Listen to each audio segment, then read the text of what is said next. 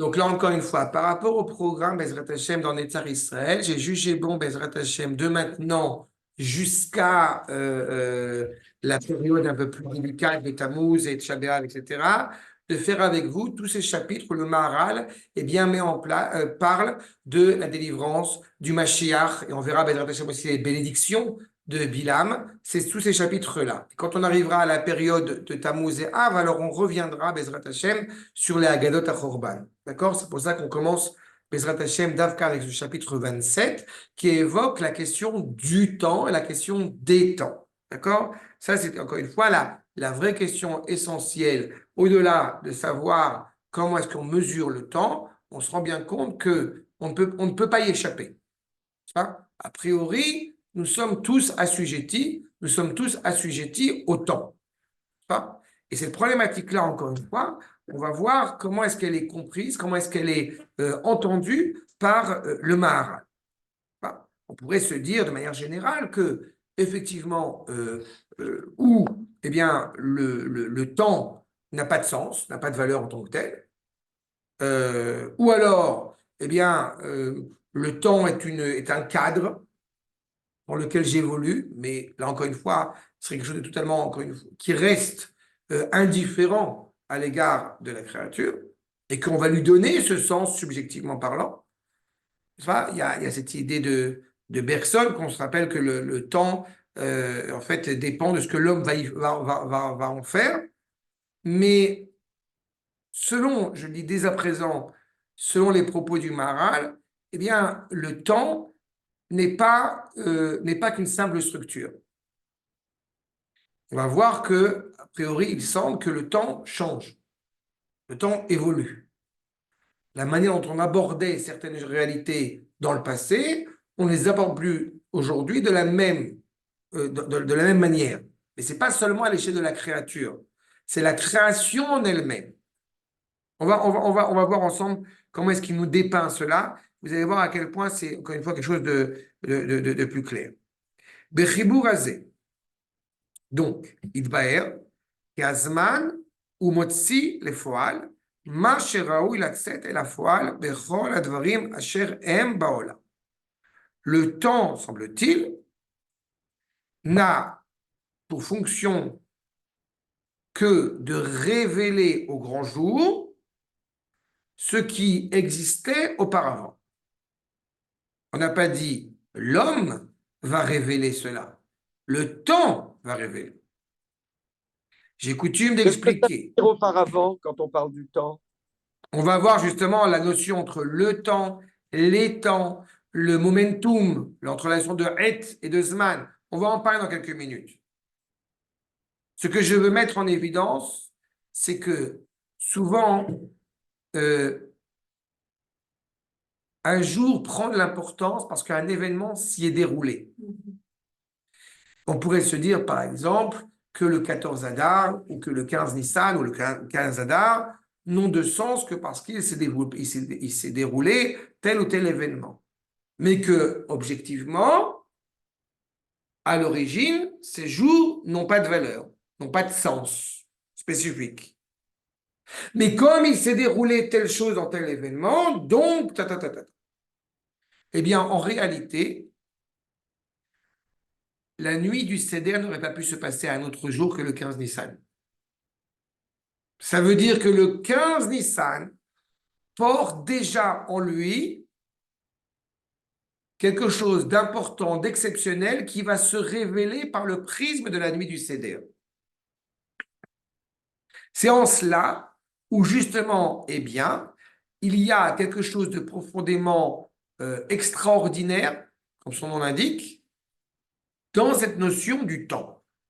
C'était prédestiné. Oui, mais le terme de prédestiné m'ennuie parce qu'il a un côté grec. Est-ce que c'était prédéfini? Évidemment. Prédéfini, je l'accepte. Mais prédéfini par qui? Exactement. D'accord, mais ça veut dire qu'au moment de la création, il y avait déjà cette idée du 15 Nissan et de Bien sûr, la fin de l'exil. évidemment. Mais c'est-à-dire que ce temps va révéler ce qu'il doit révéler au moment où il le révèle. Mais comme Rosh Hashanah, ce n'est pas le premier, c'est Exactement. pas la Genèse. Le fait. C'est En plus, là, j'avais cité tout à l'heure. À Rosh Hashanah, Yosef sort de prison, le peuple juif sort de son exil, n'est plus esclave, et c'est le jour où nous, comment dirais-je, nous encensons la notion de liberté. C'est le jour où l'homme a accouché, où est né. Tout ça est intimement lié. La période de Tishri, c'est la période où on va libérer les esclaves. Vous voyez qu'à quel point tous ces événements sont intimement liés l'un à l'autre.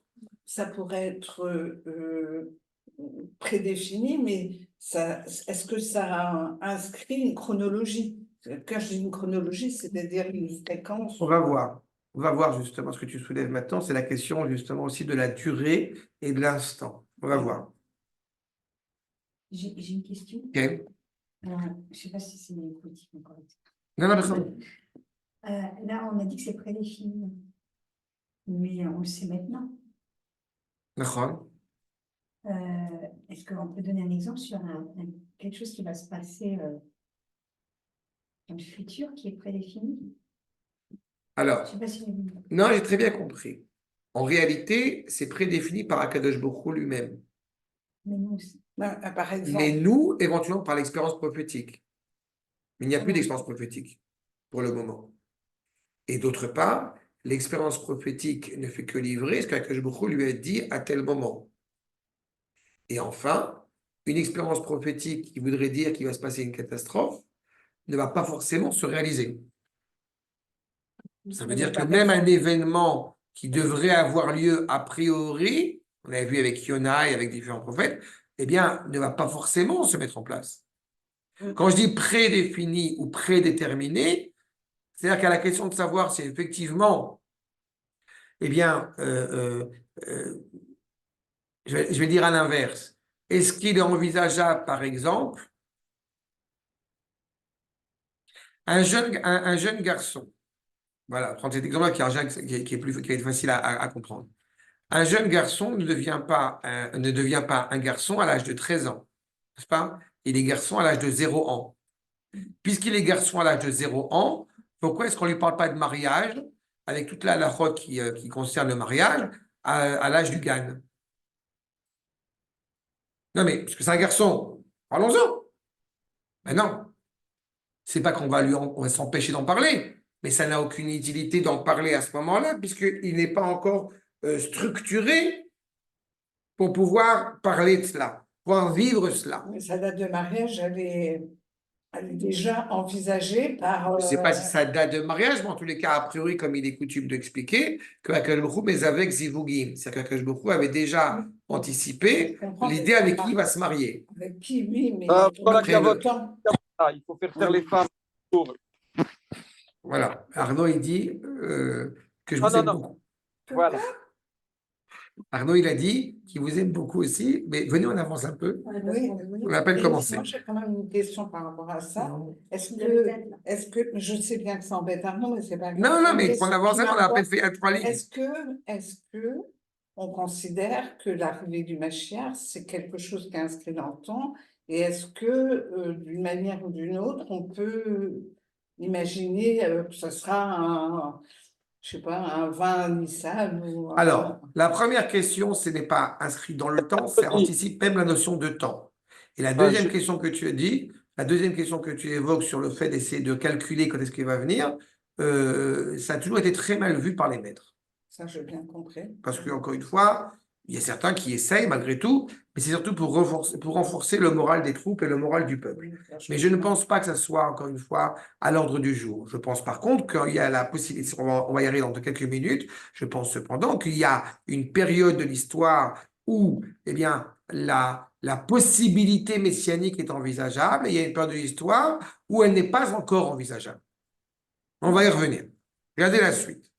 Donc, שראוי לצאת אל הפועל בכל הדברים אשר הם בעולם. Tout ce qui est encore une fois présent dans le monde. On est dans le monde, ça veut dire dans une dimension qui est limitée, qui est cadrée. C'est-à-dire que si on parle d'une dimension cadrée, ça veut dire qu'il y a un début, un milieu et une fin. C'est ça que ça veut dire. La notion de temps, autant au sens où évidemment on ne peut pas l'éviter, c'est le fait qu'il y a un temps zéro. Il y a un temps qui est le milieu et il y a aussi la fin d'un épisode. Je vais le dire dès à présent pour que ce soit même plus clair pourquoi c'est à ce niveau-là, au niveau ternaire, parce qu'à partir du moment où je suis avec quelqu'un, c'est vrai à la fois à l'échelle de l'espace et c'est vrai à l'échelle du temps. À partir du moment où je suis avec quelqu'un dans une pièce et que je suis conscient qu'il y a autre que moi, ça implique que j'y suis, qu'il est là et qu'il y a aussi une réalité, j'ai envie de dire ternaire, qui met en évidence qu'il y a deux réalités. Donc, début, milieu et fin. C'est clair sur ce point? Automatiquement, si nous ne sommes pas capables de voir cet autrui, c'est-à-dire qu'il n'existe pas, c'est-à-dire qu'il n'a pas de valeur, donc je suis tout seul. À partir du moment où j'accepte l'idée qu'il y ait une autre réalité, ça s'inscrit dans un espace. À partir du moment où je parle de la valeur du temps, encore une fois, qui est dans le monde, donc elle est automatiquement limitée. On a coutume, pas moi, Baruch Hashem, d'essayer de se focaliser, par exemple, sur le processus, le parachèvement de l'œuvre de Maaseh Bereshit, en pensant qu'effectivement, eh bien, nous sommes à quel jour de la création? Sauf qu'en réalité, le 7e jour de la création, c'est tout ce que l'histoire humaine vit depuis les débuts de sa présence sur Terre. Ça veut dire que quelle que soit la valeur du premier, deuxième, troisième, ce que vous voulez, en réalité, cela peut considérer des milliards d'années. On s'en fiche, c'est pas la question. En fait, il y a le début. Non. Bereshit, c'est- Non. Mamash lo. Non, là, il n'a pas Bereshit. écouté les cours. Donc, on peut Même ça, imaginer que comme on a passé 3 repères, on est aujourd'hui, mais on est aussi à un Non, autre ça n'a temps. rien à voir. Non, attends, Bereshit n'a rien à voir avec la notion du temps, encore une fois, elle est hors norme, elle est hors temps. Ok. Oui, oui. D'accord? Bereshit n'a rien à voir avec Non, le c'est temps. parce que vous avez dit Bereshit. Hein, c'est- hein. J'ai d'accord, mais la notion de Bereshit. Je vous ai entendu qu'il n'y avait pas de fin. Non, regarde. On va tout mélanger. Bereshit et la notion de début, ça n'a rien à voir. On sort du carcan Goy là-bas, au commencement Dieu créé, ça ne veut rien dire. Bereshit et pas Bareshit. Bereshit c'est Bishvil Reshit. C'est pour ce qui est appelé Reshit que Bara et Hashem et Haaretz. Et là encore, la notion de Shamaim et de Haaretz, je ne vais pas rentrer là-dedans maintenant, la notion de Shamaim et de Haaretz n'a rien à voir avec les cieux et n'a rien à voir avec la terre. C'est la mise en place d'une pensée qui va installer une réalité terrestre et la pensée qui va installer une réalité dite spirituelle, dite céleste.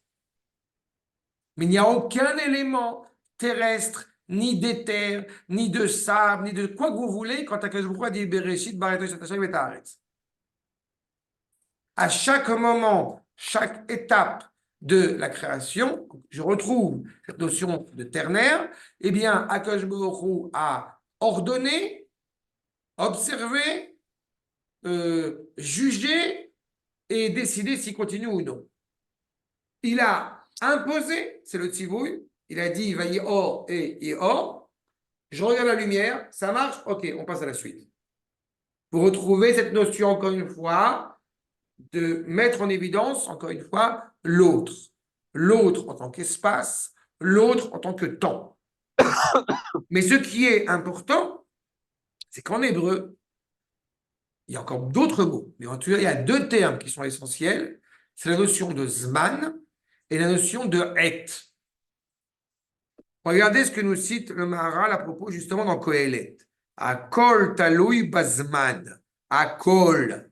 Quand on rentre dans une réalité qui se veut déterminée, qui se veut finie, elle est dépendante du temps.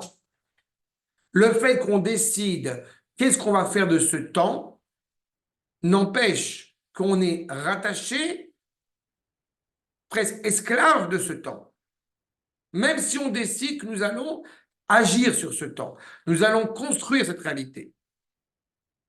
Mais à kol taloui bazman. Comme on est dépendant du temps, donc automatiquement, eh bien, on est assujetti en fonction de ce que le temps nous permet, a priori, de faire. Imkol akavod, heureusement que le bébé dans la matrice de sa mère s'arrête de grandir à la même rapidité quand il sort de la matrice de sa mère. Sinon, on aurait des gens qui feraient 3 mètres, par exemple. Et pourtant, et Moshe Amar Shlomo, les kol zman fa'et, les kol chafetz.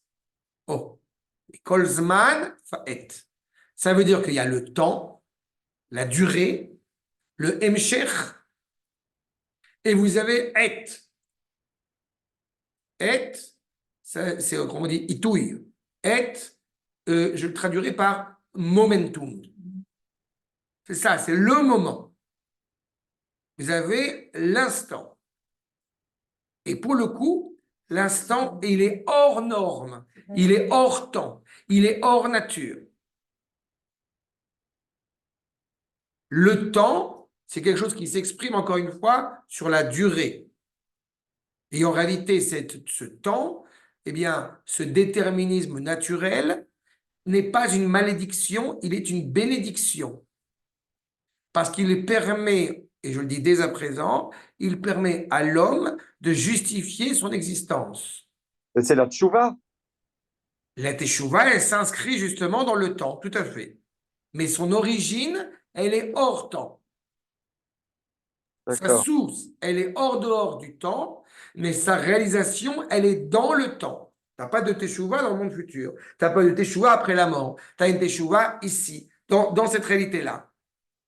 Et c'est pour cela que la teshuva ne peut pas être attachée, entre parenthèses, pour la remarque d'Arnaud, que la teshuva ne peut pas être rattachée au présent, parce que le présent n'existe pas. Dans la réalité du monde actuel dans lequel nous vivons, le présent n'a pas de sens. Le présent est une fiction. Le présent est un leurre. Et la preuve, d'ailleurs, c'est que il n'y a pas de mot présent, de verbe d'état, encore une fois, au présent. Quand on dit je mange, ani ochel.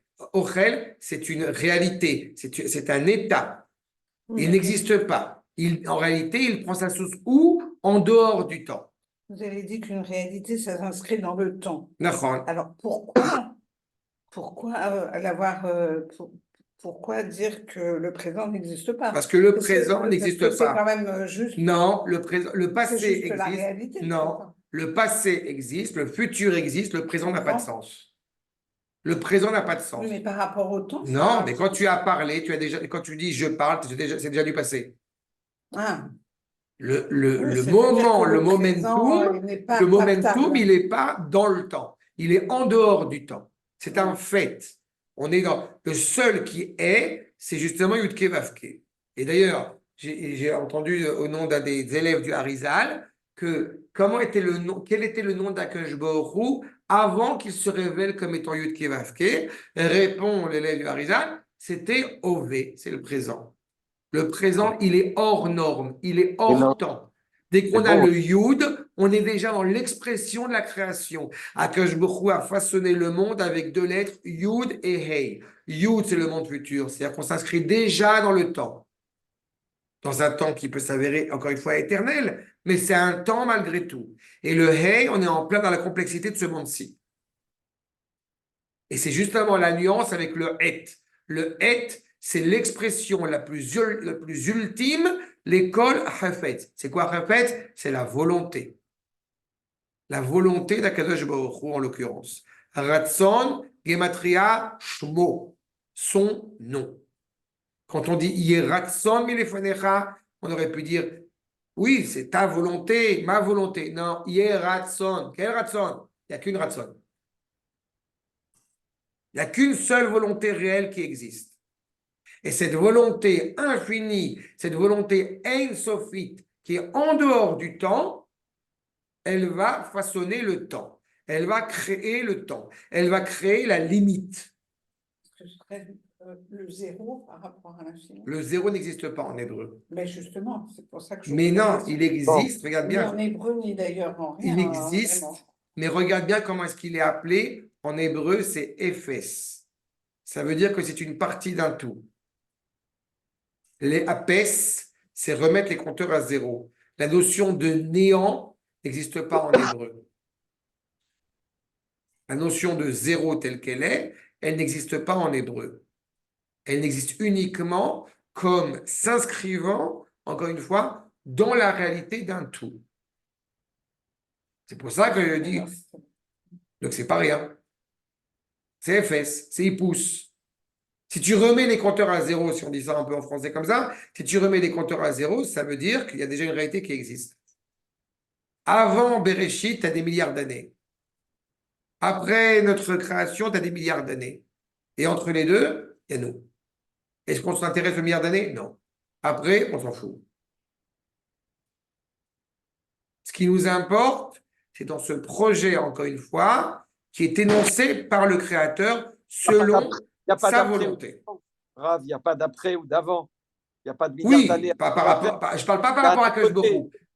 Je ne parle pas par on rapport a- à Akash Borou, je parle par rapport à la création. Ok. Ok. Par rapport à Akash Borou, évidemment, vous n'avez pas lieu d'être. C'est ça? עכשיו, ובמדרש רבה, זמן היה לאדם הראשון לכנוס לגן עדן. Oh, si Adam Arishon, il a un temps pour entrer, donc une durée pour entrer dans le Gan Eden, ça veut dire que quand il est au Gan Eden, il n'a pas fini son travail. Sinon, il vivrait l'instant au quotidien. Mais quand il est dans le Gan Eden, il doit continuer à aller vers le Eden. D'accord? Quelque chose d'encore plus absolu. Seulement, il y a le temps. Alors, comme Baruch Hashem, on n'est pas chrétien, le monde ne repose pas sur l'idée que bien, la faute originelle, c'est elle qui est la source de tous nos maux. La preuve, c'est qu'Adam Arishon, eh bien, il est sorti du Gan Eden. Non, parce que dans le Gan Eden, il y a cette notion du temps. Cette notion du temps, cette notion de la durée, où nous devons continuer à parfaire et à perdurer et à améliorer. En d'autres termes, comme j'ai coutume de l'expliquer, dans la plupart des civilisations, quand on leur parle, c'est quoi le monde idéal? C'est quoi la retraite? C'est s'asseoir avec les pieds en éventail sur une île déserte. Qu'est-ce que c'est que l'idéal pour pour le peuple juif? C'est œuvrer, garder, travailler, conserver, œuvrer, améliorer, travailler, conserver. Je le vois en Israël tout le temps, ça. Qu'est-ce que c'est vrai? C'est étudier, c'est avancer. Donc les pieds en éventail, c'est pas interdit de temps en temps, Mais c'est quand même. mais à titre de Kodesh. Quand est-ce qu'on va se reposer? Les fêtes et le Shabbat. Pourquoi? Parce que les fêtes et le Shabbat, et c'est quoi le plaisir? C'est justement cette notion de sérénité, encore une fois, à l'égard de ce que nous sommes. Je me permets de vous livrer une anecdote très personnelle. Comme vous le savez, toutes les semaines, je vais à Jérusalem. Et quand je vais à Yerushalayim, et ce qui était le cas encore la dernière où je suis monté même sur le Harabait, et après mes différentes activités que j'ai pu faire, eh bien, je me suis posé dans une grande yeshiva qui s'appelle Merkaz Arav. Qu'est-ce que j'ai fait? J'ai étudié. Mais c'est un kiff. C'est les Gan Eden. Qu'est-ce que je fais? J'étudie. Qu'est-ce que tu fais? Non, mais attends, tu dis ça à des gens qui sont en train d'étudier avec toi. C'est un temps présent. Oui. C'est comme si tu disais à un prof de tennis qui a des élèves qui jouent au cours de tennis. On est Bah convaincu. oui. Voilà. Bah oui, mais je tiens à le préciser. Non, ce qu'il me dit, Arnaud, c'est vrai que je dis ça à les gens qui étudient avec moi, donc je parle des convaincus. Le prof de tennis qui joue au tennis. Mais le kiff d'étudier, juste pour moi, voilà, je suis assis, j'étudie. Ce plaisir d'être rattaché à l'essence même de l'être. C'est Olam Haba. Oui. On n'est plus dans la durée, on est dans l'instant d'éternité. Ouais. Attendez, parce que je vais arriver plus loin que ça. Où se placent les mitzvot dans ce cadre-là? Akash Baruch Hu a façonné le monde, encore une fois, dans cette dimension limitative. Cela implique que, puisque, encore une fois, l'école est faite, ça veut dire qu'Akash Baruch Hu va faire en sorte de révéler sa volonté au bon moment, au moment opportun. C'est le moment opportun qui À ce moment-là, on ne peut pas dire qu'il n'y a pas de moment de présent. Enfin Oui, mais il vient d'où ce moment? À ce moment Il vient d'où ce moment? Non, j'ai bien attendu, j'ai bien insisté. C'est très important pour que vous compreniez cette problématique-là.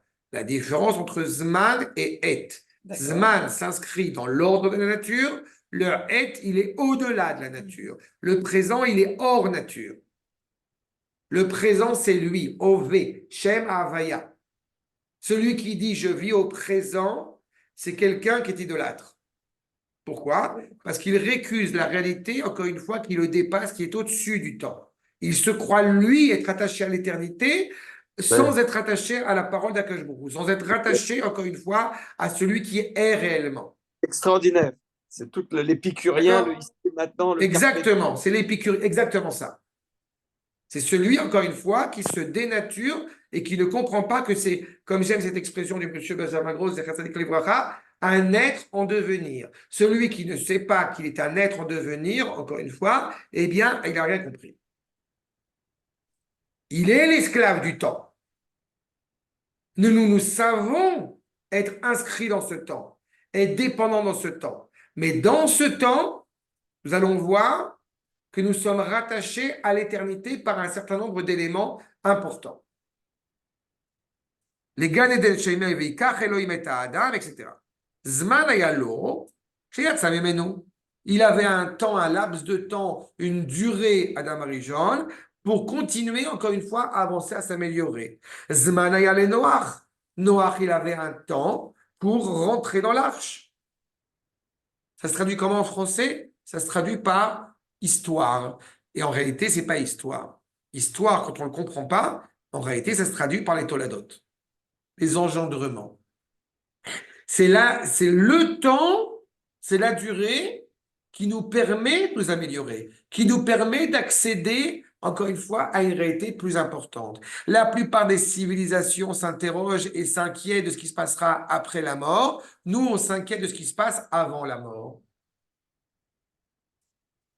Comme j'ai coutume de l'expliquer, on rentre les tzitziot à l'intérieur quand on va au cimetière, sinon c'est de l'orgueil. Tu es en train de t'enorgueillir que toi, tu peux agir et tu peux faire des mitzvot. Après 120 ans, tu ne peux plus en faire. Donc, c'est honteux, c'est orgueilleux. Tu viens tu viens les, comment ça, euh, j'ai oublié. Tu viens les narguer. Le temps, c'est l'histoire qui permet, encore une fois, d'avancer, qui permet de construire. Le moment dans des épisodes douloureux qu'on peut traverser, c'est un moment. Baruch Dayan Haemet. Heureusement, le temps permet d'estomper cette peine. Je dis estomper, je n'ai pas dit d'oublier, mais estomper cette peine. C'est encore une fois, c'est la durée. Et heureusement qu'Akadosh Baruch Hu a créé cette réalité-là. Sinon, ce serait catastrophique. On ne pourrait pas, encore une fois, construire, avancer. Qu'est-ce qu'il aurait pu proposer d'autre que ça, en fait? Ben, ce qui était à l'origine. Ce qui était à l'origine, ça veut dire, en réalité, on parle dans Gan Eden que les fruits, ils n'avaient pas besoin de ce temps pour germer. On parle d'une grossesse qui n'était pas nécessaire. On parle d'une grossesse, tac, la semence, tac, le bébé, il sort. Il n'y a pas cette période. On connaît tous cette réalité-là quand on a au prochain eu des enfants. Les 9 mois ne sont pas négligeables. Même psychologiquement, ils ne sont pas négligeables. Il y a quelque chose qui se met en place. Donc, Bon, je ne parle pas pour les femmes, c'est pas Vous shoot. ne pouvez pas mettre autre chose que quelque chose qui avance, puisque, comme vous dites, Oui, on mais est encore en une fois, devenir. On mais est c'est toujours en déjà un devenir. bienfait, c'est déjà un bienfait et un acte de bienveillance de la part du Créateur à l'égard de sa créature. Quand tu parles du temps, quand tu parles de la durée, quand tu parles qu'il ne pourrait pas autre chose, mais voilà, qu'il peut autre chose. Il a créé des anges tutélaires où la notion de temps, elle n'existe pas. Les anges, mais il a juste un point, les anges tutélaires s'inscrivent encore une fois dans une réalité qui est constamment au présent. Il n'y a pas de libre arbitre, donc il n'y a pas de passé, il n'y a pas de futur. Elle est constamment au présent. C'est parce que justement, il y a le libre arbitre dans ce monde que l'homme peut se construire ou que Dieu préserve peut-être vers vaciller. Mais dans le monde futur, il n'y a plus de place pour le libre arbitre. Puisque l'homme est intimement rattaché au bien et à l'absolu dans son essence. Mais justement, c'est pour ça que dans une réalité avec le temps, ça veut dire que le temps, il y a mouvement, il y a vie. Sans temps, il n'y a pas enfin, Il y a vie biologique, il y a vie biologique, oui. mais il n'y a pas vie. Il y a une dimension de la vie. Tu serais d'accord avec moi que tu ne pourrais pas dire, par exemple, que les malachim sont morts ou vivants. D'accord. Ils sont éternellement vivants. Parce que rattachés au Créateur. Pour nous, hommes, il n'y a D'accord. vie que Pour le monde tel qu'il est envisagé aujourd'hui, à chaque réalité, donc, encore une fois, dans l'espace dans lequel nous nous trouvons, le temps dans lequel nous nous trouvons, il y a un début, un milieu et une fin. Ouais. Si on parle d'une réalité qui n'impliquerait pas ces trois paramètres-là, eh bien, ça voudrait dire que c'est une réalité qui dépasse la réalité du monde dans lequel nous vivons. D'accord. Ou c'est la mort. Non, c'est un autre niveau à nous. Ah, non. À notre niveau à nous, ça va s'appeler la mort. Au Oui. niveau de l'absolu, ça n'a pas de sens. La mort n'a pas de sens au niveau de l'absolu. Mhm. D'accord? D'accord. Elle n'a un sens que dans la réalité du monde dans lequel nous vivons qui est limitée, mais cette limitation, elle a été fixée par le Créateur lui-même. Et en réalité, pour le bien de l'homme. On est sur deux niveaux différents. Exactement. Et c'est pour ça que j'ai coutume évoluer. expliquer que le Gan Eden, c'est Eretz Israël, sauf que c'est un autre niveau. C'est pour ça que le monde futur, c'est pas un monde futur, c'est un monde avec d'autres lunettes. C'est ça. Séquence. D'accord? Et après le monde avoir les d'autres lunettes, qu'est-ce qu'on a? Oh ben, on a les lentilles. Et après les lentilles, on a les yeux. Et après les yeux, on a... D'accord? Mhm. Mais dans le monde dans lequel nous vivons, automatiquement, il y a une limitation qui a été fixée. Il y a un enseignement que j'ai souvent cité, qui m'a toujours beaucoup attendri, beaucoup fait rire. Il y a écrit que dans Bereshit que Akash Baruch Hu, il a endormi l'homme. Vous savez, pour faire sortir la femme. Il n'y a pas écrit qu'il l'a réveillé. C'est la femme Quelle qui s'en situation C'est la la femme femme qui qui s'en s'en occupe. C'est-à-dire qu'il n'y a que la femme qui est éveillée. Oh, ça y est, on en est. Okay. Mais c'est pareil. Le fruit de la connaissance, est-ce un vrai fruit ou est-ce un faux fruit? En réalité, c'est un vrai fruit. Mais ce qu'on mange, ce n'est pas un vrai fruit. Pourquoi il s'est pas écrit qu'il a été allumé? Non? Pourquoi c'est pas écrit qu'il a été allumé? Parce qu'on est dans le projet d'Akadosh Baruch Hu qui n'est pas encore fini. Tu veux que je t'effraie un peu? On est dans le rêve d'Akadosh Baruch Hu. Il n'est pas encore fini parce qu'il n'est pas inscrit dans le temps. C'est quelque chose d'absolu. La révélation de cet absolu doit se révéler dans le temps. Combien de fois il m'est arrivé d'expliquer, ça va tout à fait dans le sens de notre propos, combien de fois il m'est arrivé d'expliquer à ceux qui croient qu'on met les tefilines parce que pour la neshama. Non, on met les tefilines pour le corps. On met les tefilines pour que grâce à eux, le corps puisse être rattaché à l'éternité. Et pire que ça, on met les tefilines parce qu'Akadosh Baruch Hu, il met les tefilines. Comment je sais qu'Akadosh Baruch Hu met les tefilines? Baruch ata Hashem Eloheinu melech haolam asher kideshanu bemitzvotav. Akadosh Baruch Hu, il accomplit le Shulchan Aruch que lui-même a énoncé. Donc Akadosh Baruch Hu, il met les tefilines. C'est très, Donc Akadosh Baruch Hu, il met le talit. Donc Akadosh Baruch Hu, il mange kasher. c'est très humanisant. Enfin, c'est très. C'est Comme très vision. anthropomorphiste Oui. si on ne saisit pas ce que ça signifie chez Akadosh Baruch Hu. Mhm. C'est un sujet à part entière. Mhm. Mais ce rapport à l'éternité nous est rattaché directement à celui qui a dit Baruch She'amar Vaya Haolam. C'est lui qui parle. Terem Kol Yetzir Nivra. C'est pour ça que j'ai dit tout à l'heure, c'est avant la création et pas avant le créateur. Terem Kol Yetzir Nivra. Avant même qu'il y ait une reine, quel qu'il soit, Adon Olam Asher Malach. Il est le maître. Point. Mais Il a créé une réalité qui est cadrée. Donc, il a créé une réalité qui s'inscrit dans le temps. Mais lui ne s'inscrit pas dans le temps. Mais là, que non. Ni lui, ni Ové, ni le présent, ni Yudke Vavke qui est. Yudke Vavke a déjà un lien avec la réalité du temps. Le moment du don de la Torah au Har Sinaï, on sait quand est-ce que c'est passé, 50 jours après la sortie du Sinaï, après la sortie d'Égypte. Pourtant, il n'y a pas écrit dans la Torah qu'on a reçu la Torah telle date. Pourquoi? Parce que le moment de l'avènement du mont Sinaï ne peut pas s'inscrire dans le temps. Il est hors temps. Le lien entre la rencontre insolite entre le créateur et la créature ne peut pas être inscrit dans le temps. Il est au-delà du temps. Dans ce contexte-là, pardon, il n'y a pas d'infini dans le temps. Le Nachon, temps est fini. nachon, Au-delà du temps. nachon. Et donc, les scientifiques, quand ils vont utiliser ce sigle de plus infini ou de moins infini, c'est une formulation scientifique, mais qui n'est fondée sur rien d'authentique, puisque, encore une fois, ils n'ont pas les capacités pour justement le définir, mais ils l'acceptent C'est pour ça que comme présupposé. moins l'infini et plus l'infini, c'est une notion abstraite qui Pour qui n'est c'est pas... abstrait? Hein? Pour qui c'est C'est abstrait? abstrait parce Étudier que- le marin, là. que je parle. Mais est-ce que ça ne veut pas dire hors du temps? Est-ce que ça ne veut pas dire qu'on est rattaché à l'éternité? Tout simplement. Encore une fois, ces notions, je veux rester cadré sur ce que nous dit le Maharal. Plus infini, moins infini, ce n'est pas un hasard si le sigle qui est représenté, c'est le chiffre 8. Oui, mais Ça veut dire que les nations, ça veut dire que toute la création n'est pas rattachée à l'éternité, si ce n'est pas le prisme d'Israël, pour Oui. lequel cela s'inscrit en lui. j'ai oublié de dire à nous les Juifs. Quelqu'un, mais le hors-temps, encore une fois, c'est notre nature profonde d'être rattaché à ce qui dépasse ce cadre du temps. Mais il n'empêche que ça s'inscrit dans la présence, encore une fois, de ce temps, dans l'existence de ce temps. Mais dans l'existence de ce temps, regardez la suite, Zman ayalo le Avraham shenitna lo amila shenemar be'etzem hayom.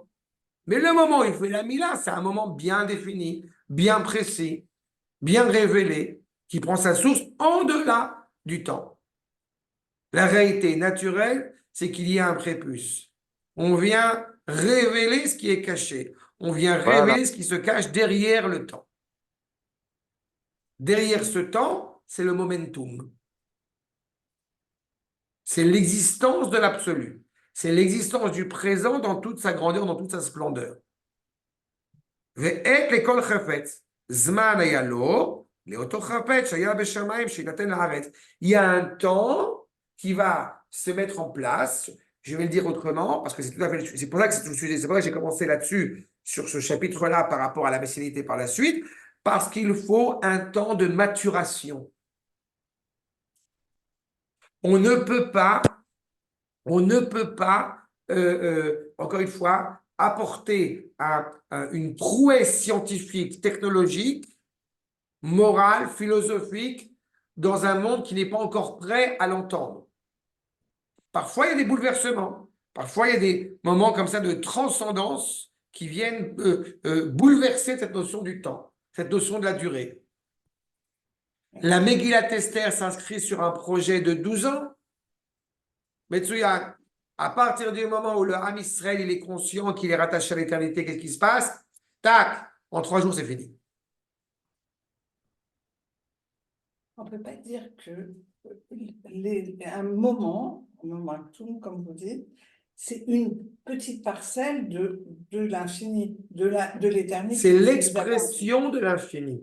Je n'aime pas, c'est... Comme l'idée, Regarde. c'est comme l'idée de l'individu. Non, ne fais pas des rapprochements trucs. Entends bien, on ne fait pas on ne peut pas parler de parcelle de l'éternité. On ne peut pas parler de parcelle comme je n'aime pas qu'on dit partie de Dieu qui est en nous, de la même manière. Parcelle de l'infini, partie de l'infini, particule de l'infini, on est déjà dans l'expression matérielle de l'infini. Donc ce n'est pas l'infini. C'est pour ça que je l'ai dit de manière très précise, c'est l'expression de l'infini dans le fini. C'est pour ça que faire des mitzvot concrètes, c'est rattacher à l'infini par le prisme d'une réalité très matérielle. Je ne suis pas en train d'imaginer les tefilines. Comme je l'ai souvent dit, les mitzvot ne sont pas des symboles. Voilà, exactement. Les mitzvot sont l'expression de l'éternité dans la réalité du monde dans lequel nous vivons. Tu vois la nuance?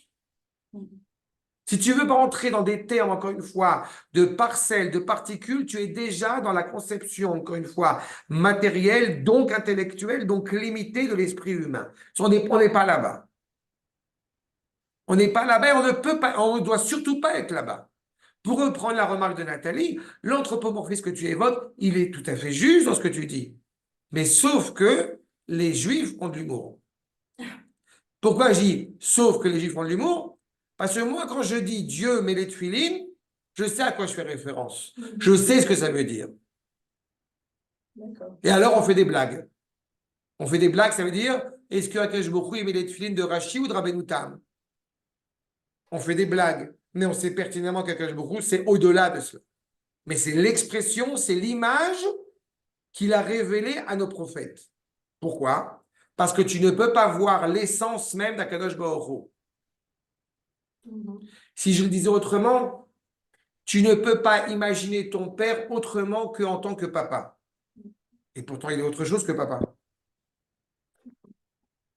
Mais il n'est pas envisageable à tes yeux, dans ta conscience, qu'il soit autre chose que cela.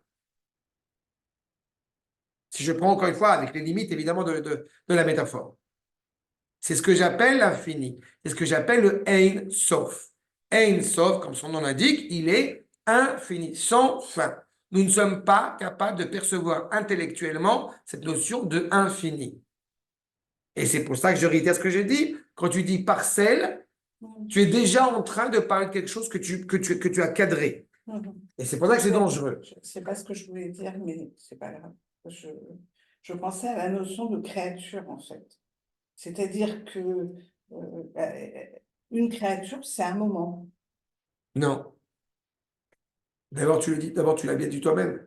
Créature. Donc, tu es déjà dans une réalité qui est limitée. Oui, une créature. Et rien fait, mais ce que je parle, c'est pas ça. Mais le moment n'est pas limité. Le moment, c'est un point. Le point, il est illimité. Le point, il est illimité. Et le point, dans cette notion, encore une fois, limitative ou illimitée, c'est déjà une expression limitée. Comme j'ai dit, OV, il est au-dessus du temps. Dans ce monde dans lequel nous vivons, le présent est une fiction. Donc, pour permettre à ce qu'il y ait une notion d'éternité au sein de la création, cela implique que c'est pas moi qui l'ai fait, que j'y ai rajouté ce yud, c'est le fameux point. Et là, oui, tu es rattaché à l'éternité, mais par le prisme, encore une fois, de sa révélation au sein de la création. Akash Baruch Hu s'adresse à nous au Sinaï, Anochi Hashem Elohecha. Il n'a pas dit Elohim, donc on n'est plus dans le cadre de la nature créée, mais d'un autre côté, Anochi Hashem, arrête-toi là. Anochi Hashem Elohecha. Ça veut dire que j'ai un lien avec toi. Quand je vois une femme dans la rue, je m'en fous, d'accord? Quand est-ce qu'elle commence à m'intéresser? Quand c'est mon épouse. Ça veut dire que Anochi Hashem Elohecha, c'est le jeu, comme j'ai coutume de l'expliquer, le jeu absolu d'Akadosh Baruch Hu. Anochi n'implique pas la présence d'un tu. Toute créature, quelle qu'elle soit, elle est façonnée en prenant conscience qu'il y a une autre réalité qui, encore une fois, est en face d'elle. Bienveillante, malveillante, peu importe, mais il y a une autre réalité en face d'elle. Quand on parle de l'infini, on parle d'une réalité qui n'est pas du tout soumise à aucune réalité, à aucune règle, à aucune forme, à aucun espace, qui soit physique, spirituel, mental, psychologique, philosophique, en aucune manière. Chez les philosophes traditionnels, ils appellent ça, n'est-ce pas, la cause première. Mais la cause première, elle implique quoi? Que le monde a toujours eu lieu. Parce qu'ils ne savent pas répondre à cette réalité, de dire il y a une réalité qui dépasse, encore une fois, ce cadre. Mais Oui, si cette réalité qui est hors norme, qui est hors temps, qui est hors réalité, eh bien, elle s'inscrit dans la réalité, ça veut dire qu'elle y exprime une volonté. Anochi Hashem Elohecha, Asher Otsecha Me'eretz Mitzrayim. C'est moi qui t'ai sorti d'Égypte. Pourquoi tu m'as sorti d'Égypte? La réponse simple. Parce que j'ai envie de te sortir d'Égypte. Ah, mais c'est un nom, ça. Ça s'appelle Hot. Vous vous rappelez de cela? Il y a 3 mitzvot, Shabbat, Brit et Tfilin, qui sont appelés Hot, une lettre. une lettre d'alliance entre toi et moi. Sauf que ce qui est d'autant plus intéressant, c'est d'où vient la racine du mot hot? Ça vient de hava. Ça veut dire qu'il y a un désir. Ça veut dire qu'Akadosh Baruch Hu, il contracte une alliance indéfectible entre nous et lui pour une raison essentielle telle qu'il la révèle devant nous, parce que je vous ai créé pour moi, parce que je vous aime, parce que c'est moi le berger, c'est moi qui me soucie de vous, c'est moi qui suis rattaché à vous, parce que vous êtes intimement rattaché à moi. Veitem kedoshim kani kadosh. Il n'y a pas aussi la notion de tikkun, de mission, Mais c'est la même chose. C'est pas tikkun au sens de réparation, c'est une sorte de tikkun au nom d'accomplissement. Parce que je veux qu'on puisse s'aimer librement tous les deux ici, dans cette réalité-là. Donc, vous avez tout intérêt à bien vous préparer pour qu'on puisse être ensemble, mais ici. La mitzvah, c'est pas pour après, c'est pour maintenant. Pour qu'on puisse vivre le maintenant, maintenant. Et après, au moment Au moment du retour, ouais, nous allons bien pleinement vivre notre présent. on sera dans le présent. Exactement. Et c'est la première fois depuis 2000 ans d'exil, entre parenthèses, qu'Israël commence à vivre au présent.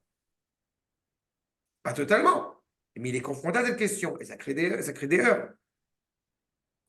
Nous voulons carpe diem, mais le vrai carpe diem. Achab.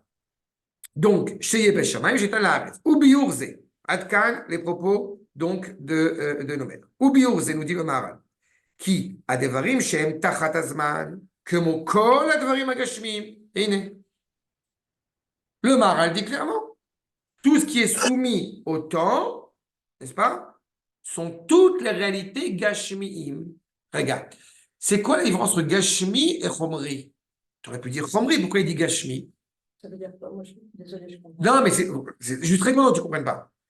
Parce qu'on pourrait se contenter de dire, donc, toute la réalité de la matière à laquelle nous sommes rattachés, automatiquement, elle est soumise au temps, elle n'a aucune valeur. Non. Il n'a pas dit la problématique de la matière, il a dit, entre guillemets, la problématique d'une réalité qui est créée, qui a forme.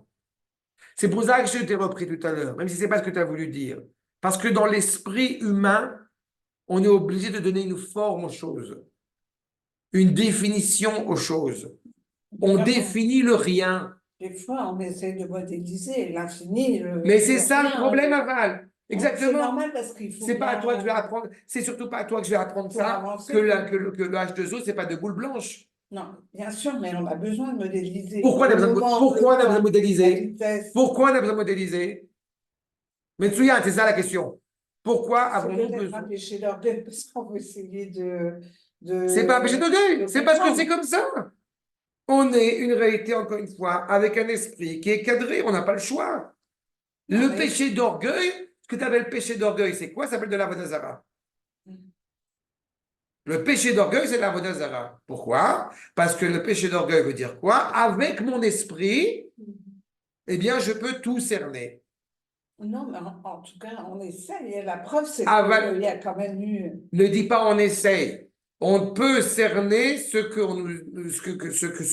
cadeau extraordinaire que nous a donné Akadosh Baruch Hu gratuitement, qui s'appelle l'esprit. Donc, je te loue, Akadosh Baruch Hu, de m'avoir donné un esprit. Le péché d'orgueil commence où? Vas-y, va-t'en. Non. Je sais. Je ne crois que dans ce que je vois. Ah! Ça, c'est de Non, l'orgueil. Justement, pour avancer, il faut aller derrière ce qu'on voit, derrière. Mais On même peut voir derrière, ce qui est même derrière, je suis têtu, même derrière, j'assume le fait que que derrière, au-dessus, en dessous, au-dessus, il y a une réalité qui me dépasse. Ah, quel bonheur, quelle joie de comprendre qu'on ne peut pas tout comprendre et que ça nous dépasse largement. Exactement. C'est une joie immense. C'est l'infini. C'est cet infini que je ne peux pas palper. Dans la tête, vouloir représenter l'infini, je trouve que c'est la dépression. Exact. Arnaud dit représenter l'infini, c'est la dépression. Mais c'est pas shoot. Mais c'est dangereux aussi parce que justement, on est dans cette réalité-là d'une tension permanente entre l'idolâtrie, puisque je donne, je divinise mon cerveau, et la réalité, encore une fois, d'une humilité qui m'empêcherait d'agir. Que dis-je tous les jours, 3 fois par jour? Ata chonel adam dat. Ata. C'est une demande et pourtant on commence les bénédictions de la demande en reconnaissant combien c'est un cadeau gratuit. Ata chonen. Chonen milachon chinam. C'est gratuit. Tu as offert cet ustensile extraordinaire à l'homme. Mais tu lui as offert.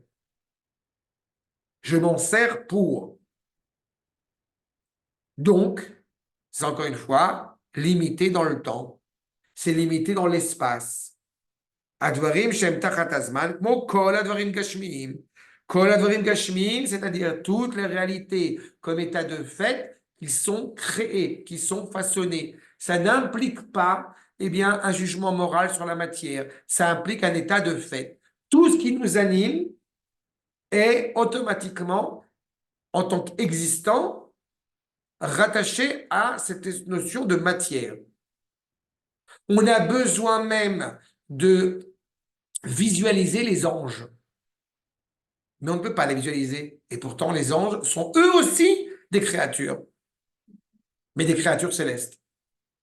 Mais des créatures quand même. C'est ça. Chez En, Tachat Azman, tout cela, encore une fois, est soumis au temps. Ve'af netina ine. Af netina tamizot. Vous voyez ce que dit le Maharal? Même le don des mitzvot, il est assujetti au temps. David, il faut voir ce que dit Baudrillard dans La Chambre claire sur la photographie. Il dit tout ce qu'on représente en photographie est mort. Effet. Quand on représente une créature, ce que tu viens de dire, on la tue. Mais bon. Oui, Arnaud a cité Baudrillard, on en parlera. Vraiment. Les fiches à mitzvot. Daïno. Asiyatam nimshachim achar adam asher ugashi. L'homme est une créature. Baruch Hashem est une créature. Et la créature qui va permettre d'unifier toute la création. Les mitzvot, l'accomplissement de ces mitzvot, qui sont donc animés par l'homme, proviennent de sa réalité matérielle. Vous vous rappelez du conflit? Les anges tutélaires ne veulent pas donner la Torah à l'homme. Pourquoi? Parce que la Torah est céleste. Parce que les mitzvot sont célestes, a priori. Et Akadosh Baruch Hu dit à Moshe, réponds-leur. Vous avez été esclave en Égypte? Non. Donc la mitzvah, elle n'est pas pour vous. La mitzvah, elle est donnée à l'homme. On peut s'interroger. Pourquoi la mitzvah est-elle donnée à l'homme? Parce que grâce à cela, eh bien, l'homme peut être rattaché dans sa chair, dans son être, à l'éternité. Regarde. Dans ce cas-là, pourquoi tu ne donnes pas 613 mitzvot à tous les êtres humains? Puisque, encore une fois, c'est pour permettre à l'homme d'être attaché à l'éternité. Non. Il faut que tu portes en toi déjà ce lien à l'éternité pour qu'il puisse se révéler au moment opportun de manière, encore une fois, concevable et possible. Nimshachim achar adam asher ugashmi ulefichach hayazman mugbal shetinaten amila el Avraham. Donc, encore une fois, il y a un temps qui est limité, qui est cadré, où Abraham fait le brit. Dans ce cas-là, pourquoi est-ce qu'Abraham n'a pas fait le brit dès le premier jour? Non, parce qu'il fallait un temps de maturation pour être apte à cela. En revanche, le don de la Torah, comme je l'ai dit, il est hors temps. Aval, la Torah, mipnei sheisichlit bilvad, lo tipol tachat azman. Ne tombez pas dans l'écueil quand le Maharal parle de sichli, de penser qu'on parle d'intellectuel. Le Rav parle ici de sichli bilvad, c'est-à-dire un intellect absolu. C'est-à-dire ce qui n'est pas donné à l'homme. C'est la Kabbalah, c'est la Neshama. La Torah étant rattachée à l'absolu, donc elle ne tombe pas sous le joug du temps. Par contre, il faut une maturité à la création pour être prête à ce que la Torah réside désormais dans le monde. Qu'est-ce qui se passe une fois que la Torah, eh bien, elle réside dans le monde? Lo bashamayim hi. Ça y est, elle est en bas. Elle est en bas, sous-entendu, elle n'est plus en haut. C'est quoi, elle n'est plus en haut? Ça veut dire que la destinée du haut dépend du bas. Vous vous rendez compte à quel point c'est terrible? Ça, c'est terrible. C'est un grand défi. Ça veut dire que la finalité de l'histoire, pour permettre à ces engendrements d'accéder à cet absolu, va dépendre de la créature qui s'inscrit dans le temps. Ça veut dire que, je reprends ce que j'ai dit en introduction à mon propos, que le 15 Nissan, il est prévu qu'il soit réservé à. Est-ce que nous serons révélés ce qui est inhérent au 15 Nissan? Première année, rien. Deuxième année, rien. 2248 ans après, tac, sortie d'Égypte. L'événement se porte en lui. Et donc le temps change. C'est quoi le temps change? C'est que le temps évolue avec la maturité qui doit amener ce pourquoi le temps a été créé. C'est le temps qui permet l'instant. C'est le temps qui va permettre à ce moment, encore une fois, de s'exprimer, d'exister. C'est le temps qui a permis la création. Enfin, Non, c'est la création qui a permis le temps.